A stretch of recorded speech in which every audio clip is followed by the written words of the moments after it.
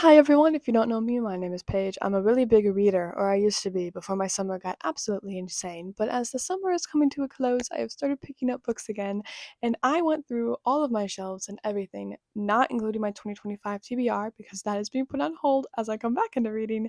But I found 5 books that I want to read by the end of the year. Not the end of the year, the end of the fall season. So like October, November.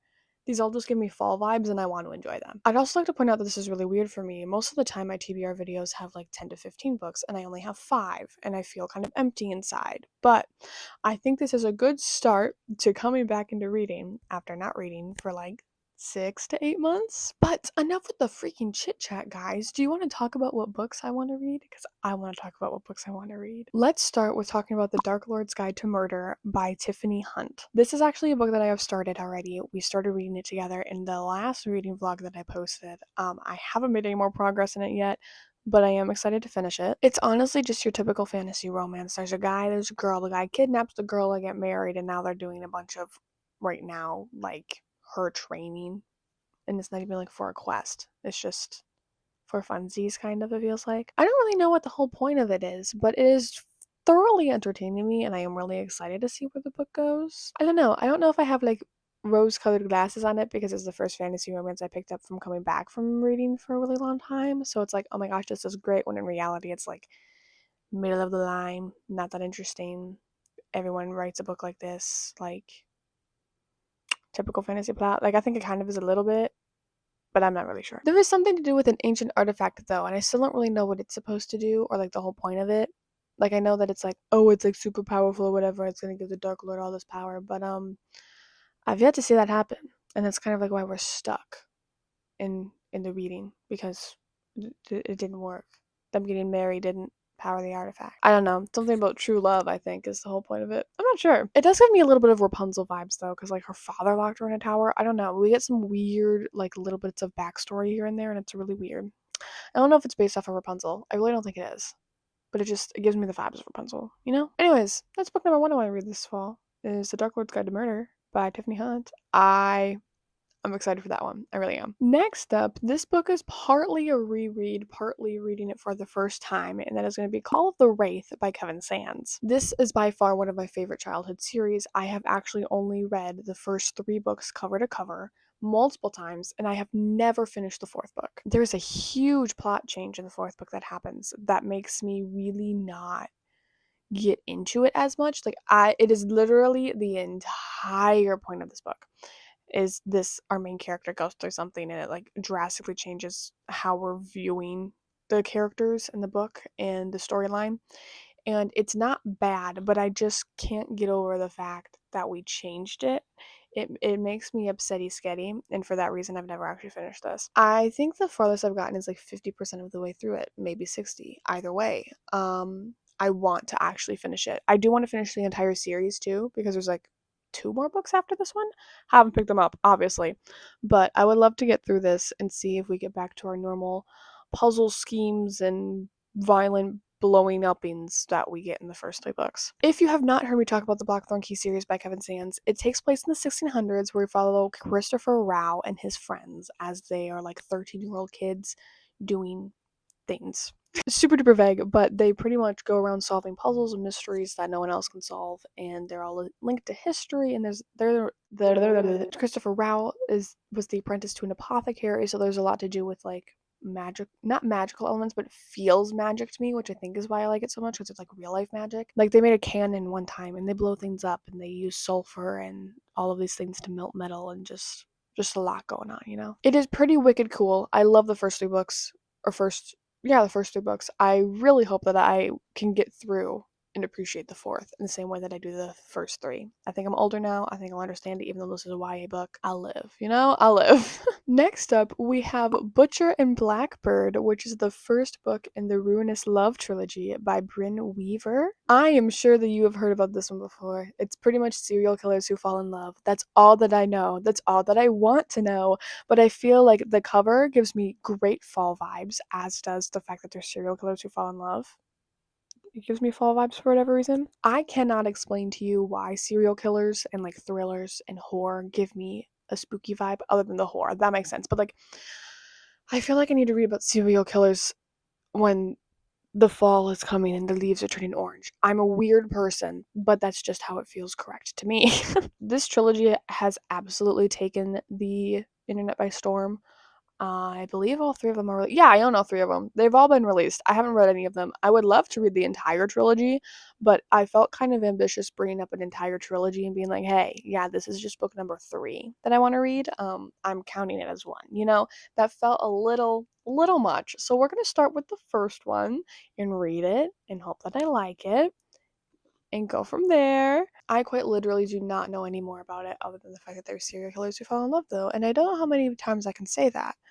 Um, that's literally it. Are they competing to see who can kill the most people? Okay, now I'm even more intrigued. I don't really know what this is all about, but I really, really wanted to pick up Butcher and Blackbird and Scythe and Sparrow and whatever the third one is. I can't remember. I'm excited for that. I'm excited for that and the whole trilogy. I think I'm just excited.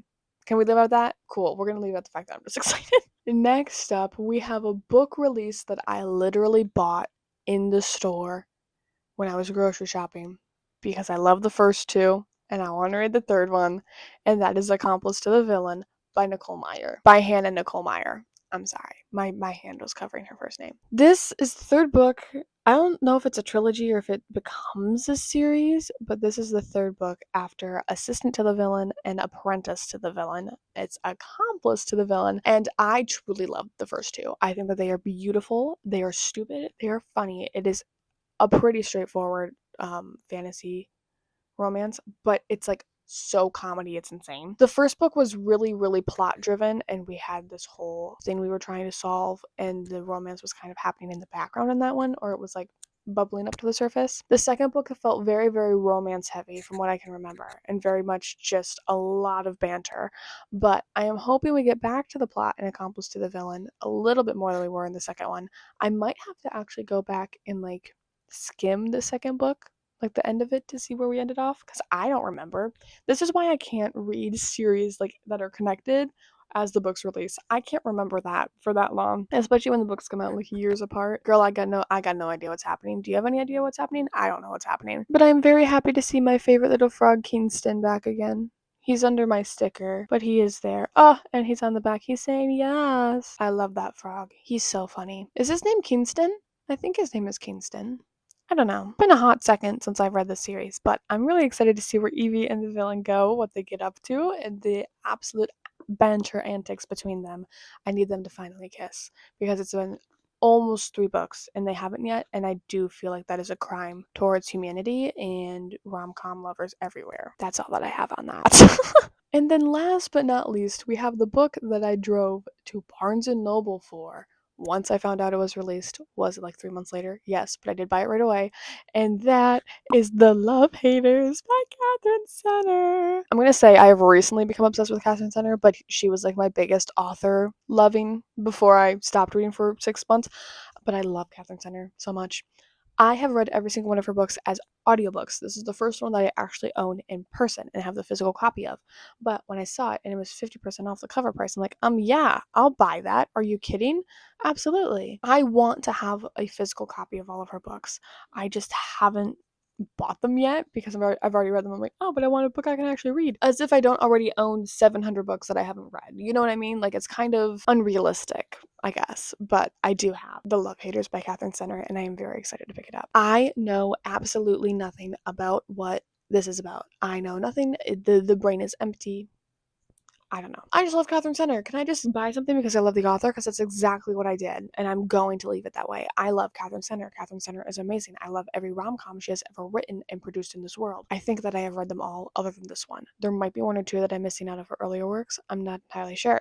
However, I love The Bodyguard. I love the rom-commers. I love the... Did she write The Hating Game? She didn't write The Hating Game. That's somebody completely different. I think I've read 3 or 4 books by her, though, so I know that they're out there. I know that they exist. I'm just not sure what they're called anymore, but they are beautiful. I love Catherine Senner.